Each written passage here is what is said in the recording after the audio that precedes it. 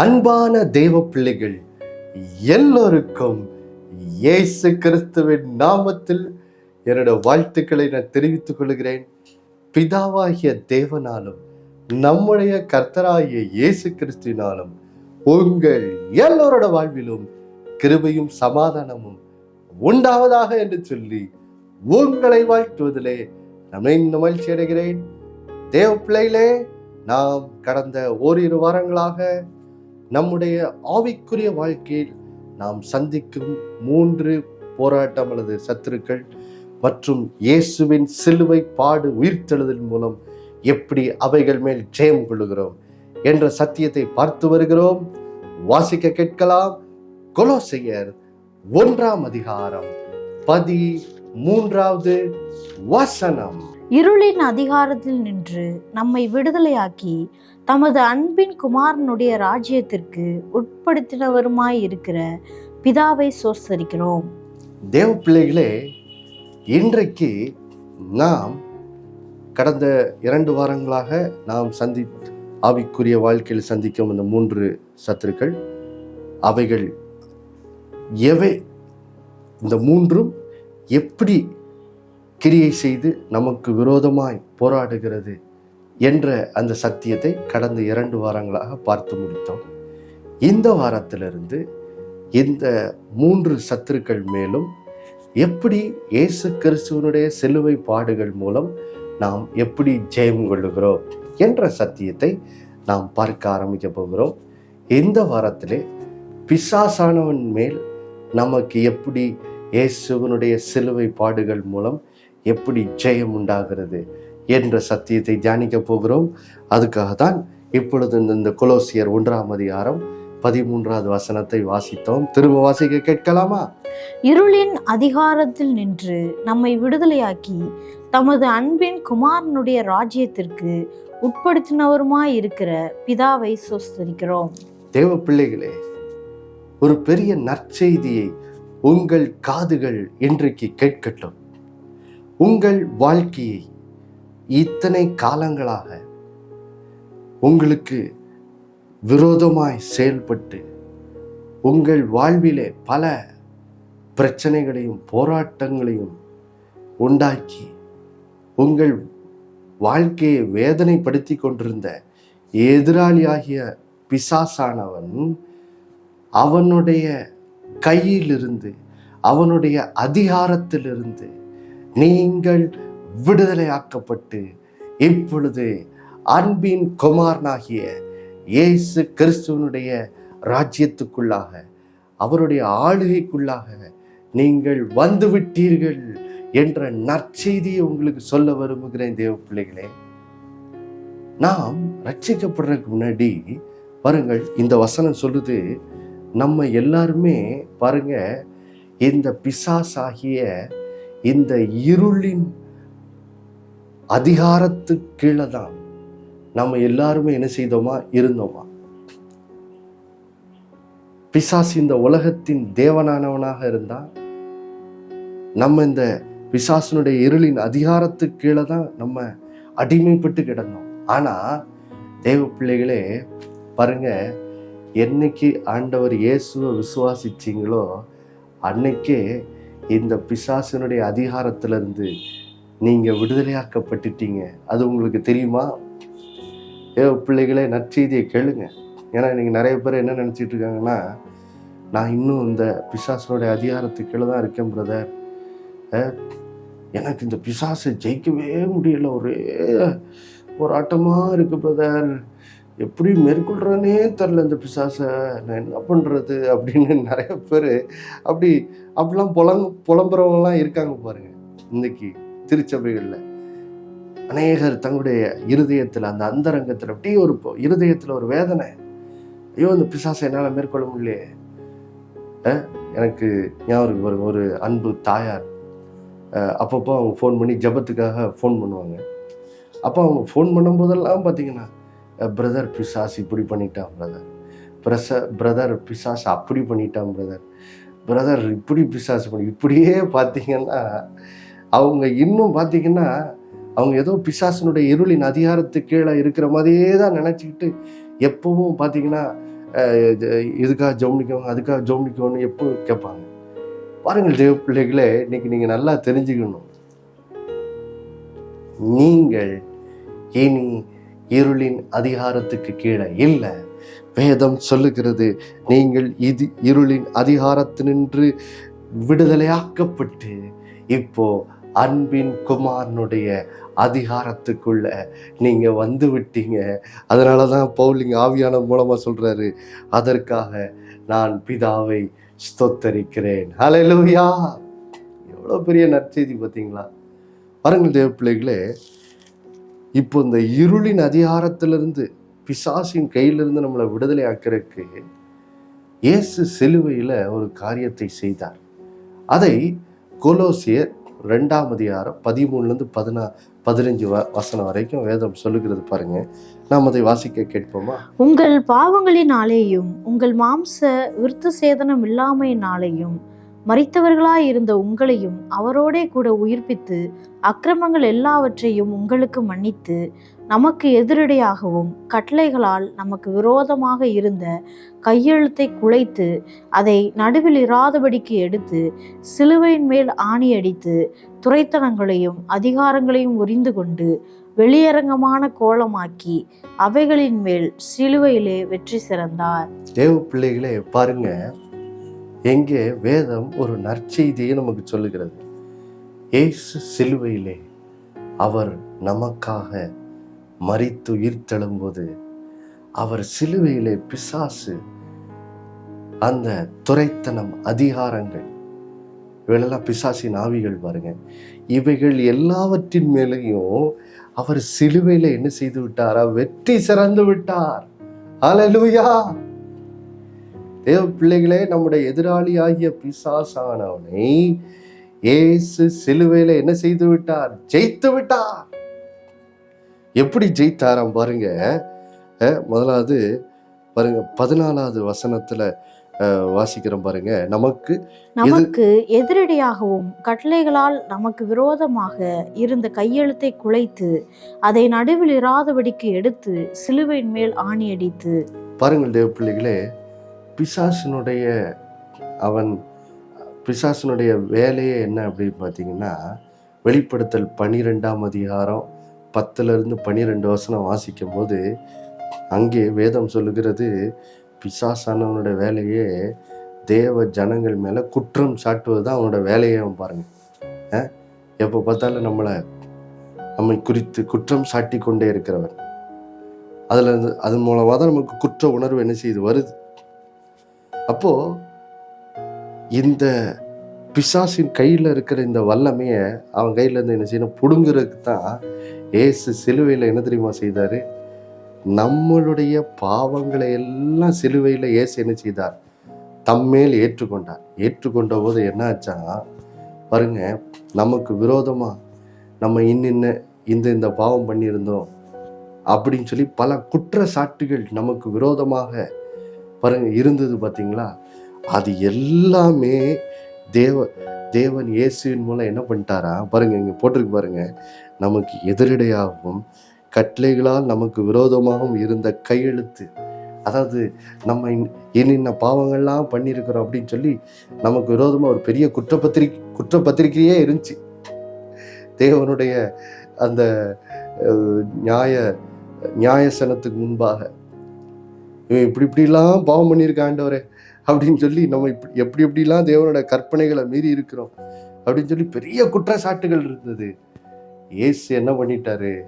அவைகளுக்கான எல்லா தண்டனையையும் இயேசு தம்மேல் ஏற்றுக்கொண்டு, அதன் மூலம் பாருங்க, இயேசு சிலுவையில நமக்காக தண்டிக்கப்பட்டு விட்டபடியா நாம் செய்த அந்த ஒவ்வொரு குற்றத்துக்காகவும், அந்த ஒவ்வொரு குற்றச்சாட்டுகள் நமக்கு விரோதமா இருந்து பார்த்தீங்களா, அவைகள் ஒவ்வொன்றுக்காகவும் இயேசு சிலுவையில தண்டிக்கப்பட்டு விட்டபடியால் இப்போ பாருங்க, இப்போ நமக்கு கொடுக்கப்பட வேண்டிய தண்டனை நிறைவேறி விட்டபடியால் இப்போ அந்த குற்றச்சாட்டுகள் எல்லாவற்றையும் இயேசு தம்முடைய இரத்தத்தினால அந்த குற்றச்சாட்டுகள் எல்லாவற்றையும் அவர் அழிச்சிட்டு, எல்லாவற்றையும் அதை முற்றிலுமாய் அவருடைய இரத்தத்தினால் சுத்திகரித்து விட்டு இப்போ நம்முடைய பாவத்துக்கான தண்டனை நிறைவேறி விட்டபடியா அந்த குற்றச்சாட்டுகள் இனி நமக்கு விரோதமாய் குற்றம் சாட்டாதபடிக்கு அவைகள் எல்லாவற்றையும் அவர் எடுத்து சிலுவையில் என்ன செய்து விட்டார்? ஆணி அடித்து விட்டார். தேவ பிள்ளைகளே, ஆணி அடித்து விட்டார். பாருங்க, இன்னைக்கு பிசாசு நம்மளை நீ அன்னைக்கு அப்படிலாம் பாவம் பண்ணல, அப்போ இன்னைக்கு ஆண்டவர் உன்னை ஆசிரிக்க மாட்டார், அதுக்காக தான் கர்த்தர் இன்னும் உன்னை இந்த கஷ்டத்தை உனக்கு தந்திருக்காரு அப்படின்னு பிசாசு நம்மளை இன்னைக்கு குற்றம் சாட்டும் போது நம்ம இப்போ தைரியமாக சொல்லலாம், ஆமாம் ஆமாம் நான் இன்னைக்கு பாவம் செய்து உண்மைதான், ஆனா ஏசு எனக்கா என்ன செய்து விட்டார்? சிலுவையிலே தண்டிக்கப்பட்டு விட்டார், அவருடைய இரத்தத்தினால் நான் கழுவப்பட்டிருக்கிறேன் என்று சொல்லும் போது பாருங்க, பிசாசனுடைய குற்றப்படுத்தும் அந்த காரியங்கள் எல்லாம் பாருங்க ஒன்னில்லாமல் போயிடுது. இனி அவன் நம்மளை என்ன செய்ய முடியாது? குற்றம் சாட்ட முடியாது. ஏன்? ஏன்னா இயேசு நமக்காக தண்டிக்கப்பட்டு அவருடைய ரத்தத்தினால் நம்ம என்ன செய்திருக்கிறார்? கழுவி இருக்கிறார். தேவ பிள்ளைகளே, அப்போ பாருங்க, அப்போ பிசாசனுடைய அந்த குற்றப்படுத்தும் அந்த கிரியையை சிலுவையில் இயேசு என்ன செய்து விட்டார்? அதை அழித்து விட்டார். அழித்து அதன் மூலம் என்ன பண்ணிட்டாரு பாருங்க. அடுத்த வசனம், இப்போ 15வது வசனத்தை வாசிக்கலாம் பாருங்க. துரைத்தனங்களையும் அதிகாரங்களையும் உரிந்து கொண்டு வெளியரங்கமான கோலமாக்கி அவைகளின் மேல் சிலுவையிலே வெற்றி சிறந்தார். தேவ பிள்ளைகளே, நல்ல செய்தியை கவனிங்க. துரைத்தனங்கள், அதிகாரங்கள், இவைகளெல்லாம் பிசாசுகளை பற்றி பேசுது.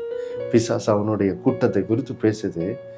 அந்த பிசாசினுடைய அந்த அதிகாரம், வல்லமை, பிசாசினுடைய எல்லா வல்லமையும் அதிகாரத்தையும் இயேசு சிலுவையில் என்ன செய்து விட்டார்? அவனிடத்திலிருந்து பறித்து விட்டார். அவைகளை எல்லாம் பாருங்க, துரைத்தனங்களையும் அதிகாரங்களையும் இயேசு சிலுவையில் என்ன செய்தாரா? உரிந்து கொண்டு. அப்படின்னா அவன் கையில் இருக்கிற எல்லா அதிகார வல்லமை எல்லாவற்றையும் அவன் கையில இருந்து பறித்து விட்டார். இப்போ பிசாசுக்கு எந்த வல்லமையும் கிடையாது, எந்த அதிகாரமும் கிடையாது. அவனுடைய வல்லமை எல்லாவற்றையும் பிசாசு என்ன செய்து விட்டான்? இழந்து விட்டான். ஒரே வார்த்தையில சொல்ல போனா, சிலுவையில இயேசு பிசாசுக்கு என்ன தெரியுமா செய்தாரு? பாருங்க,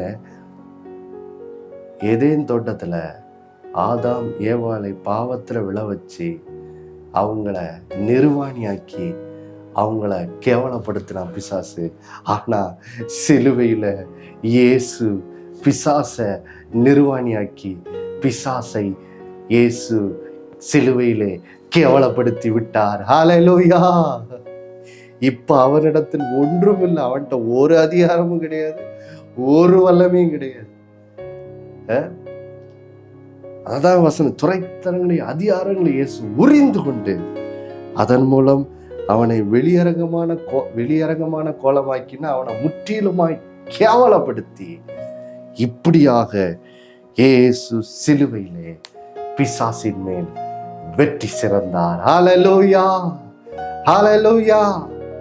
எவ்வளவு பெரிய நல்ல செய்தி பார்த்தீங்களா தேவ பிள்ளைகளே? அப்போ பாருங்க, இனி பிசாசு உங்களுக்கு விரோதமா குற்ற உணர்வை கொண்டு வரப்போகுது, வெட்கத்தின் உணர்வை கொண்டு வரும்போது, உங்களுக்கு விரோதமா அவன் ஏதோ ஒரு விதத்துல செயல்படும் போது நீங்க அதை கண்டு பயப்பட வேண்டிய அவசியமே இல்லை. பயப்பட வேண்டிய அவசியமே இல்லை. இப்போ பிசாச குறித்து உங்களுக்கு இருக்க வேண்டிய சிந்தை என்ன தெரியுமா? இதான் பாருங்க, தாவீது கோலியாத்தை குறித்து என்ன சொன்னானோ அதுதான் இன்னைக்கு நீங்க பிசாசை குறித்து சொல்லணும். வாசிக்க கேட்கலாமா? 1 சாமுவேல் 17ஆம் அதிகாரம். 1 சாமுவேல் 17ஆம் அதிகாரம், அதிலே 26வது வசனத்தை நாம் இப்பொழுது வாசிக்க கேட்கலாம் பாருங்க. அப்பொழுது தாவீது தன் அண்டையிலே நிற்கிறவர்களை பார்த்து, இந்த பெலிஸ்தியனை கொன்று இஸ்ரவேலுக்கு நேரிட்ட நிந்தையை நீக்குகிறவனுக்கு என்ன செய்யப்படும்? ஜீவனுள்ள தேவனுடைய சேனைகளை நிந்திக்கிறதற்கு விருத்த சேதனம் இல்லாத இந்த பெலிஸ்தன் எம்மாத்திரம் என்றான். தேவ பிள்ளைகளே, இன்றைக்கு உங்களுக்கு பிசாச குறித்து இருக்க வேண்டிய சிந்தை இதான் பாருங்க. உங்களுக்கு விரோதமாய் சத்ருவானவன் பயத்தின் மூலமாக, உங்களுக்கு விரோதமாக குற்ற உணர்வின் மூலமாக, உங்களுக்கு விரோதமாய் வெட்கத்தின் உணர்வு மூலமாக, உங்களுக்கு விரோதமாக சந்தேகம் அவிசுவாசத்தின் மூலமாக உங்களுக்கு விரோதமாய் அவன் வரும்போது நீங்க என்ன தெரியுமா சொல்லணும்? தாவீது கோலியாத்தை குறித்து சொன்னதுதான் நீங்க பிசாசை குறித்து சொல்லணும். நீங்க சொல்லணும், ஜீவனுள்ள தேவனுடைய மகளாகிய என்ன நிந்திப்பதற்கு வருத்த சேதனம் இல்லாத இந்த பிசாசி எம்மாத்திரம், அவன் ஒன்னில்லாதவன் சொல்லி நீங்கள் தாவீதை போல என்ன செய்யணும்? விசுவாச அறிக்கை செய்யணும். அல்லேலூயா! இந்த சத்தியம்தான் உங்க இருதயத்தை என்ன செய்யணும்? நிரப்பணும். பாருங்க எப்படி பாருங்க, அன்னைக்கு கோலியாத் என்பது பிசாசுக்கு ஒரு அடையாளமா இருக்கான் பாருங்க. அவன் இஸ்ரேல் ஜனங்களுக்கு விரோதமா வந்தபோது பாருங்க, சவுலும் அவனோட இராணுவ வீரர்களும் என்ன செய்தாங்கன்னு வாசிக்கலாம் பாருங்க. 24வது வசனத்தை வாசிக்கலாம். இஸ்ரவேலர் எல்லாரும் அந்த மனுஷனை காணும்போது மிகவும் பயப்பட்டு அவன் முகத்துக்கு விலகி ஓடி போவார்கள். பாருங்க, சவுலும் அவனுடைய இஸ்ரேல் இராணுவ வீரர்களும் கோலியாத்தை பார்த்த உடனே என்ன அவங்க எப்படி கோலியாத்தை எதிர்கொண்டாங்களாம்? அவனை கண்ட உடனே மிகவும் வெறும் பயந்து இல்லை, அப்படி பயந்து நடுங்குற அளவுக்கு கை காலெல்லாம் ஐயோ அப்படின்னு வந்துட்டாண்டா அப்படின்னு நடுங்குற அளவுக்கு மிகவும் பயந்து அவன் முகத்துக்கு என்ன செய்வாங்களாம்? விலகி ஓடி போவாங்களாம். நிறைய நேரம் பிசாசு இவ்வளவு நேரம் நம்மளே அப்படித்தான் என்ன பண்ணிட்டு இருக்கான், பயத்துக்குள்ள உட்படுத்தி நம்மளை நடுங்க வச்சு நமக்குள்ள தைரியம் நம்பிக்கை இல்லாதவர்களா பண்ணான்ல. ஆனா தேவ பிள்ளைகளை சிலுவையில இயேசு துரைத்தனங்களை அதிகாரங்களை உரிந்து கொண்டு அவைகளை வெளியரங்கமான கோலமாக்கி அவைகளின் மேல் சிலுவையில வெற்றி சிறந்தபடியால். அது மட்டும் இல்லை பாருங்க, இப்போ எபிரேயர் 2ஆம் அதிகாரத்துக்கு போகும் பாருங்க, அங்க சிலுவையில இயேசு எப்படி பிசாசு இனி நம்மளை பயத்தினால நம்மளை இனி மிரட்ட முடியாதபடிக்கு, நம்மளை கலங்கடிக்க முடியாதபடிக்கு பிசாசை எப்படி இயேசு சிலுவையில தோற்கடித்தாருன்னு சொல்லி எபிரேயர் 2ஆம் அதிகாரம் 14-15 வசனங்களை வாசிக்க கேட்போம் பாருங்க. ஆதலால் பிள்ளைகள் மாம்சத்தையும் இரத்தத்தையும் உடையவர்களாய் இருக்க அவரும் அவர்களைப் போல மாம்சத்தையும் இரத்தத்தையும் உடையவரானார்.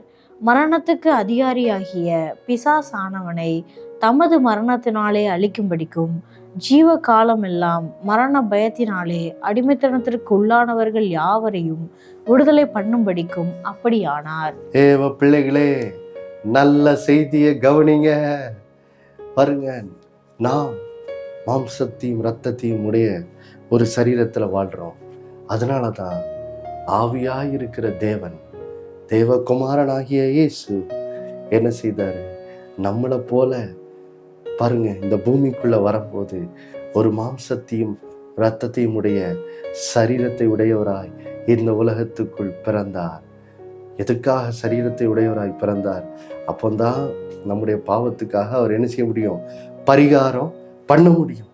அதனாலதான் பாருங்க, இயேசு சிலுவையிலே தம்முடைய சரீரத்திலே அவர் நம்முடைய பாவங்களுக்காக அவர் சிலுவையில மரித்த போது என்னாச்சு பாருங்க. அங்க கொலோசியர்ல வாசித்ததை இங்க திரும்ப வேதம் சொல்லுது பாருங்க. மரணத்துக்கு அதிகாரியான பிசாசானவனை தமது மரணத்தினாலே பிசாசை என்ன செய்தாரா? அழித்து போட்டார். அல்லேலூயா! பாருங்க, பிசாசுக்கு பாருங்க, இப்ப நம்முடைய பாவத்தின் மூலம் அவன் மரணத்தின் வல்லமை உடையவனா என்ன செய்தான் இருந்தான் பாருங்க. இன்னைக்கு நம்ம எத்தனையோ இளைஞர்கள் மரித்து போறதை கேள்விப்படுகிறோம். சமீபத்துல கூட நாங்கள் அறிந்தவர்கள் வந்து சொன்னாங்க, அவங்களுடைய சொந்தத்துல ஒரு தம்பி வெறும் 22 வயசு தான் மரித்து போனான். ஒரு வாகன விபத்துல மரித்து போனான் அப்படின்னு சொல்லி சொன்னாங்க. இப்படி நம்ம இன்னைக்கு சமுதாயத்துல இப்படிலாம் கேள்விப்படுகிறோம். அந்த மாதிரி திடீரென்று வியாதி வந்து ஹார்ட் அட்டாக் வந்து பாருங்க 40 வயசுல மரித்து போகிறதை கேள்விப்படுகிறோம். இப்படி கேன்சர் வியாதியில மரித்து போகிறதை கேள்விப்படுகிறோம். பாருங்க இதெல்லாம் எப்படி நடக்குது? பிசாசு பாருங்க, அவன் மரணத்தின் அதிபதியா என்ன செய்யறான், இருக்கிறான். அதான் இங்க போட்டிருக்கு பாருங்க, மரணத்துக்கு அதிகாரியான அவன் பாருங்க பாவத்தின் மூலம் ஜனங்களுக்குள்ளே மரணத்தின் வல்லமையை உடையவனா இருந்து பாருங்க ஜனங்களை இப்படிதான் அவங்க முழு வாழ்க்கையை வாழ விடாம வியாதியினால் அவங்களோட வாழ்க்கையை காலத்துக்கு முன்னாடி அழிப்பதற்கு அவன் இன்னைக்கு ஜனங்களுக்கு விரோதமா பாருங்க பயத்தின் மூலமாக வியாதிகள் மூலமாக விரோதமாய் கிரியை செய்கிறான்.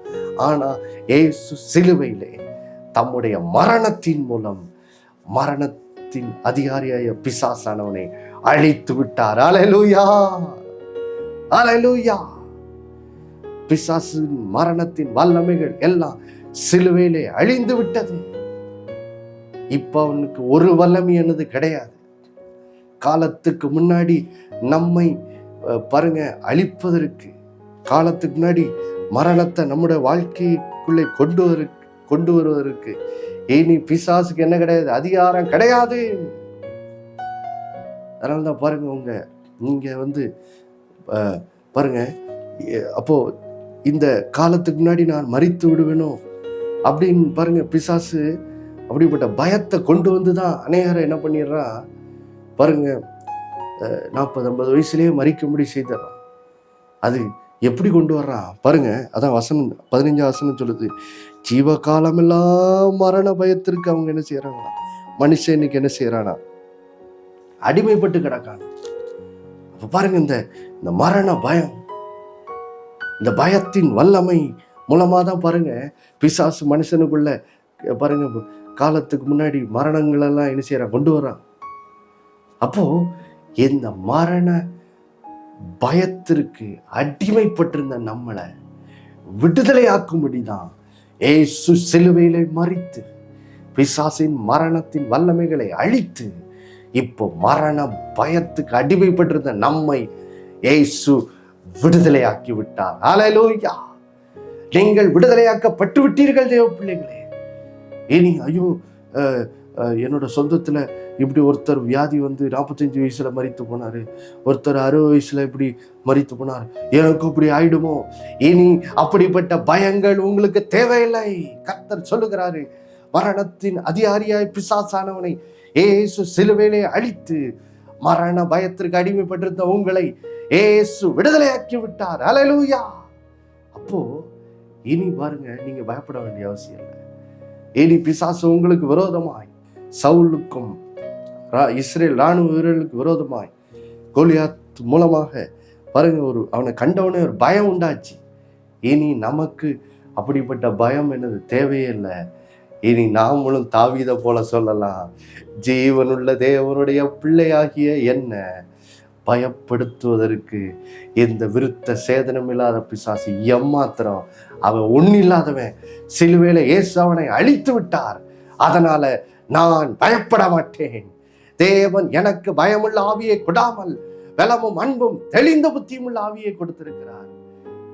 பிசாசே, இயேசுவின் நாமத்துல நான் உனக்கு எதிர்த்து நிற்கிறேன். இப்போ யாக்கோபு 4:7 சொல்லுகிறது போல, நீங்கள் இப்படி தேவ வசனத்தை கொண்டு பிசாசை எதிர்த்து நிற்கும் போது அவன் உங்களை விட்டு என்ன செய்வான், ஓடி போவான். அல்லேலூயா.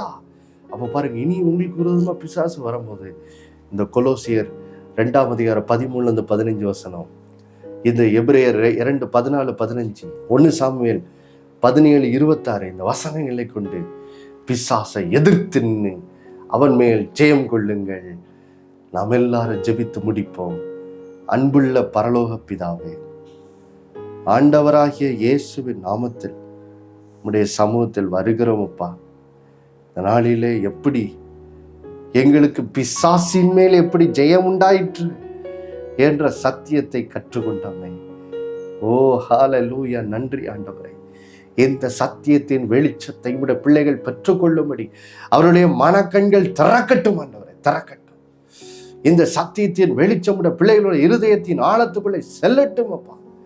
பிசாசு தோற்கடிக்கப்பட்டவன்.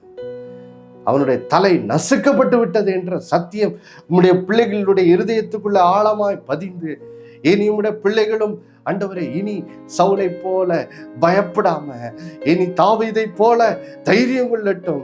ஜீவனுள்ள தேவனுடைய பிள்ளையாகிய என்னை நிந்திப்பதற்கு வெறுத்த சேதனம் இல்லாத இந்த பிசாசு எம்மாத்திரம் அவன் ஒன்றுமில்லாதவன் என்ற அந்த சத்தியத்தின் வெளிச்சத்தினால் வருகிற தைரியம் உடைய பிள்ளைகளை நிரப்பட்டும். அதன் மூலம் உம்முடைய பிள்ளைகள் தேவனுக்கு கீழ்ப்படிந்திருந்து பிசாசுக்கு எதிர்த்து நின்று அவனை விரட்டி அடிக்கிறவர்களாக, உடைய வசனங்களை கொண்டு விரட்டி அடிக்கிறவர்களாக இருக்க உடைய பிள்ளைகளுக்கு உதவி செய்யுங்க. பயத்தின் மேல் ஜெயம் கொள்ளட்டும். எல்லா குற்ற உணர்வு ஆண்டவரே ஸ்தோத்திரம், எல்லா மரண பயங்கள் மேல் இந்த பிள்ளைகள் இயேசுவின் நாமத்தில் ஜெயம் கொள்ளட்டும். அப்படிப்பட்ட காரியங்களில் யார் யாரெல்லாம் அடிமைப்பட்டு கிடக்காங்களோ, அதனால் நம்முடைய பிள்ளைகளுக்கு குற்ற உணர்வு, அவிசுவாசம், வெட்க உணர்வு, பயங்கள், குறிப்பா மரண பயங்கள்ல இருந்து, வியாதியினால் எனக்கு இப்படி காலத்தின் மரணம் வந்து விடுமோ என்ற அப்படிப்பட்ட பயங்கள்ல இருந்து இயேசுவின் நாமத்தில் உடைய பிள்ளைகள் வாழ்விலிருந்து விடுதலை உண்டாகும்படியாய் கட்டளையிடுகிறார். அதன் மூலம் எல்லா மரணத்தின் கிரியைகள்ல இருந்து உடைய பிள்ளைகளுடைய குடும்பங்களுக்கு ஒரு விடுதலை, இயேசுவின் நாமத்தில் விடுதலை உண்டாகட்டும். செய்ததுக்காக நன்றி. உடைய பிள்ளைகளை விடுதலையாக்குனதுக்காக நன்றி. இயேசுவின் மூலம் வேண்டிக் கொள்கிறனால பிதாவே, ஆமென். மறுபடியும் அடுத்த வாரம் சந்திக்க நினைப்புட்டு இயேசுவே ஆண்டவர். ஒவ்வொரு நாள் அவர் மேல் விசுவாசம் வைத்து வாழுங்கள். ஆமென்.